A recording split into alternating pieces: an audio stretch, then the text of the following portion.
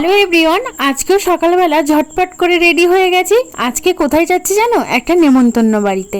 সেই নেমন্তন্নটা হচ্ছে বদ্দির বান্ধবী বাড়িতে যাব। আজকে আমাদের সবার নেমন্তন্ন আছে। তা আমি তো এখানে নাচতে নাচতে বার হলাম, আর এদিকে দেখো সবাই মিলে রেডি হয়ে সবাই একে একে বার হচ্ছি। রাস্তায় যেতে যেতে আমি ওদের সবাইকে বললাম যে একটু আমার ভিডিওতে হাই করে দাও। আর এখানে দেখো মিষ্টি নেওয়া হচ্ছে। আচ্ছা, তোমাদের একটা কথা বলি, জানো তো এক সময় আমার এই জায়গাটা, যেই যে অটো করে যাচ্ছি, এই জায়গাটা আমার খুব চেনা ছিল।